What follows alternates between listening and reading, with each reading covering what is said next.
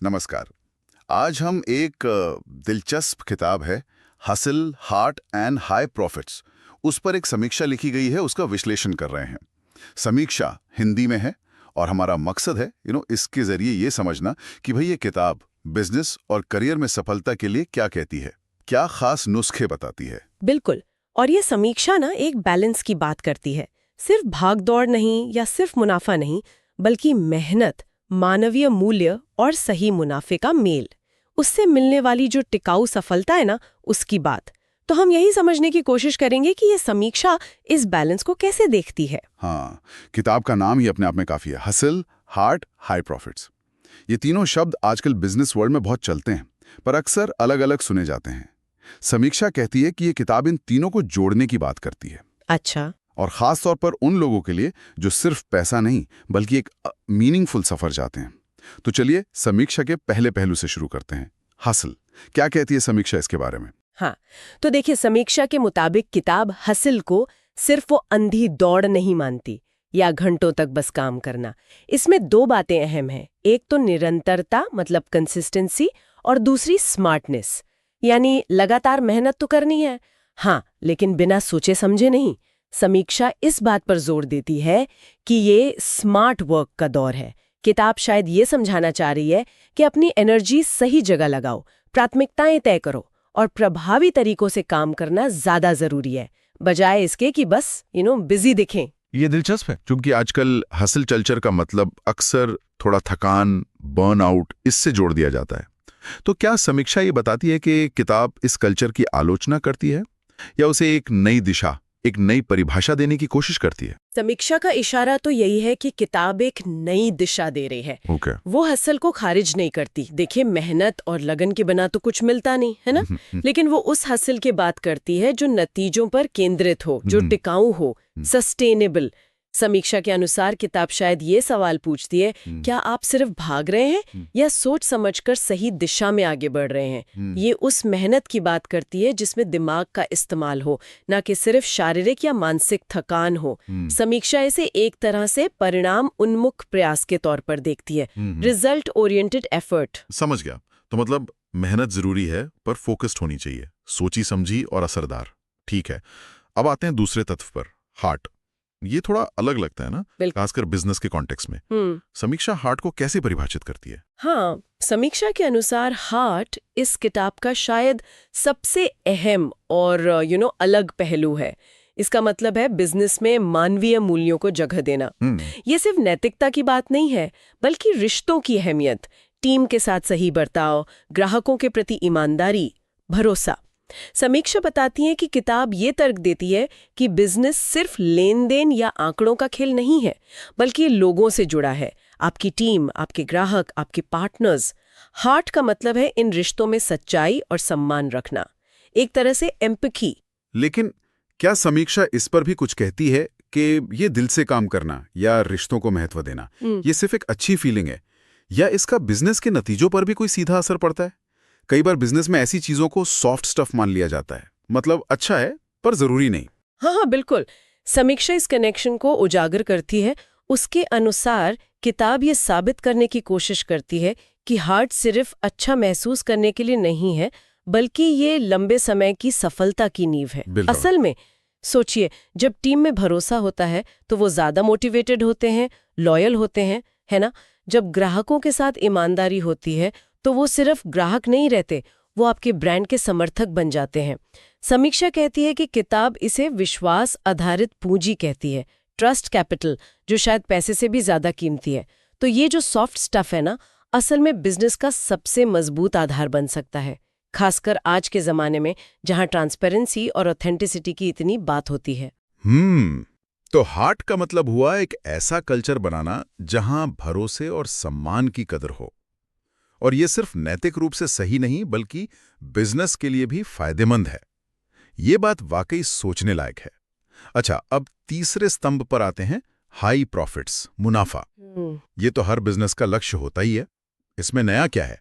समीक्षा इसे किस नजरिए से देखती है? देखिए, समीक्षा के मुताबिक किताब हाई प्रॉफिट्स को पारंपरिक सोच से थोड़ा अलग ढंग से देखती है। यहाँ जोर सिर्फ मुनाफा कमाने पर नहीं है, बल्कि वैल्यू बनाने पर है, मूल्य। समीक्षा कहती है कि किताब का तर्क है, अगर आपका बिजनेस ग्राहकों की किसी असली जरूरत को पूरा करता है, उनकी जिंदगी में कोई पॉजिटिव बदलाव लाता है या समाज के लिए कुछ उपयोगी बनाता है, तो मुनाफा उसका एक नेचुरल नतीजा होगा, बाय प्रोडक्ट होगा। यानी मुनाफा अपने आप में पहला लक्ष्य नहीं है, बल्कि अच्छी वैल्यू देने का परिणाम है। ये सुनने में तो बहुत अच्छा लगता है कि वैल्यू बनाओ, प्रॉफिट अपने आप आएगा। लेकिन क्या समीक्षा इस बात पर भी गौर करती है कि क्या ये हमेशा इतना सीधा होता है? क्या कभी ऐसी सिचुएशन नहीं आती जहां वैल्यू बनाने और मुनाफा कमाने में टकराव हो? जैसे मान लीजिए कॉस्ट कटिंग से मुनाफा बढ़ सकता है, लेकिन शायद क्वालिटी या वैल्यू कम हो जाए। क्या समीक्षा बताती है कि किताब ऐसे मुश्किल हालात से निपटने के लिए क्या सुझाव देती है? देखिए, समीक्षा इस सीधी दुविधा का जिक्र तो नहीं करती है, पर वो किताब के लंबे समय के नजरिए पर जोर देती है।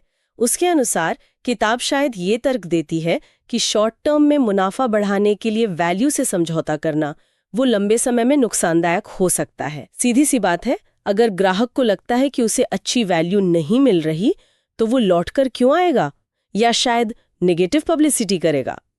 इसलिए हाई प्रॉफिट्स का मतलब शायद सिर्फ ज्यादा पैसा कमाना नहीं है, बल्कि सही तरीके से कमाया गया टिकाऊ मुनाफा है, सस्टेनेबल प्रॉफिट, जो अच्छी वैल्यू और भरोसे पर टिका हो।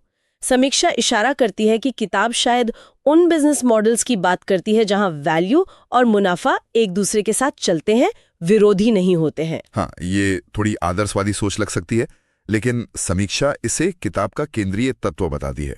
अच्छा, तो अगर हम इन तीनों हसल, हार्ट और हाई प्रॉफिट्स को जोड़कर देखें, तो समीक्षा के अनुसार किताब का मूल संदेश क्या बनता है? निचोड़ क्या है? निचोड़ ये है कि स्थायी सफलता के लिए इन तीनों का संतुलन, बैलेंस बहुत जरूरी है। सिर्फ हसल आपको थका सकता है, दिशाहीन बना सकता है, बर्नआउट हो सकता है। सिर्फ हार्ट शायद आपको एक अच्छा इंसान बनाए, पर बिजनेस चलाने के लिए जो आर्थिक मजबूती चाहिए वो शायद ना दे पाए। और सिर्फ हाई प्रॉफिट्स के पीछे भागना आपको अनैतिक बना सकता है या अदूरदर्शी, जिससे आपकी नींव कमजोर हो सकती है।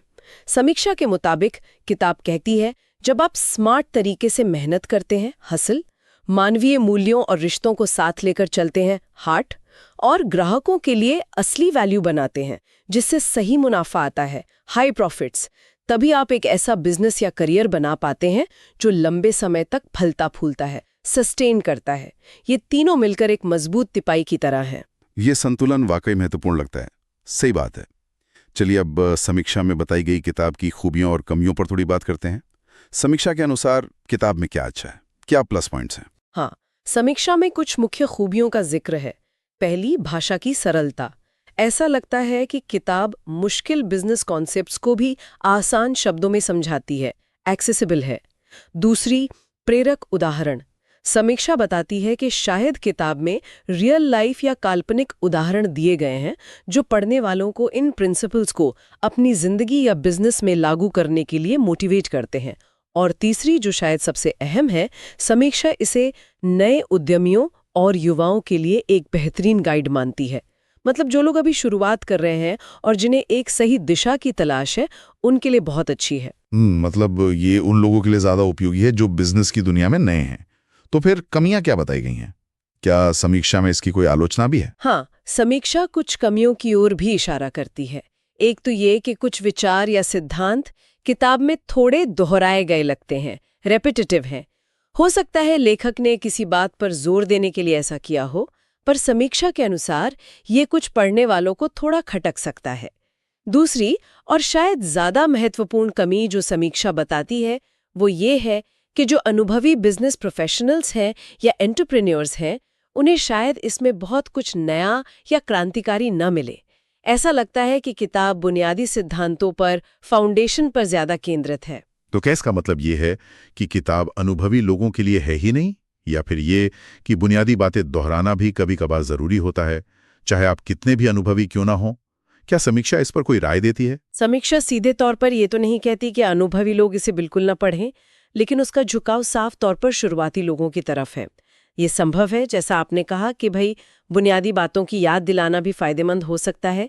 कई बार हम आगे बढ़ते बढ़ते बेसिक्स भूल जाते हैं ना।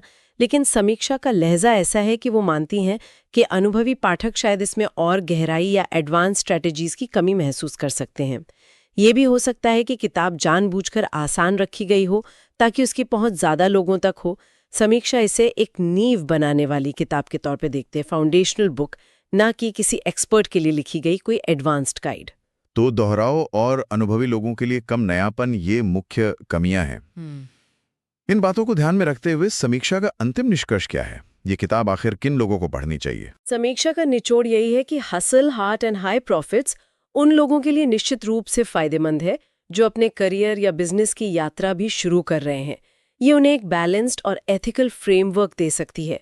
ये उन लोगों के लिए भी अच्छी हो सकती है जो अपने मौजूदा काम में थोड़ा अर्थ या मकसद ढूंढ रहे हैं और सिर्फ पैसे कमाने से आगे बढ़कर सोचना चाहते हैं। समीक्षा इसे एक मोटिवेशनल और दिशा दिखाने वाली किताब मानती है, खासकर अगर आप सफलता को सिर्फ आर्थिक पैमाने पर नहीं बल्कि मानवीय मूल्यों और टिकाऊपन के नजरिए से भी देखते हैं। अनुभवी लोगों के लिए ये शायद एक अच्छा रिमाइंडर हो सकती है या बेसिक्स को ताज़ा करने का जरिया, लेकिन उन्हें इससे बहुत गहरे या नए बिजनेस सीक्रेट्स की उम्मीद नहीं रखनी चाहिए, ऐसा समीक्षा का मानना है। बहुत स्पष्ट। तो हमने इस समीक्षा के जरिए hustle, heart and high profits के मूल विचारों को समझा और मुख्य संदेश यही है कि स्थायी सफलता सिर्फ कड़ी मेहनत या सिर्फ मुनाफे से नहीं आती, बल्कि स्मार्ट मेहनत, हसल, मानवीय मूल्यों और रिश्तों, हार्ट और वैल्यू बनाने से पैदा होने वाले मुनाफे, हाई प्रॉफिट्स के संतुलित मिश्रण से आती है। बिल्कुल। और समीक्षा का ये कहना कि अनुभवी लोगों को इसमें शायद नयापन कम लगे, ये एक दिलचस्प सवाल भी छोड़ जाता है मेरे ख्याल से। क्या वाकई ऐसा होता है कि जैसे जैसे बिजनेस बढ़ता है, ज्यादा कॉम्प्लेक्स होता जाता है, तो ये हार्ट वाले पहलू, मतलब मानवीय रिश्ते, ईमानदारी, टीम का ख्याल रखना, इनको बनाए रखना ज्यादा मुश्किल हो जाता है?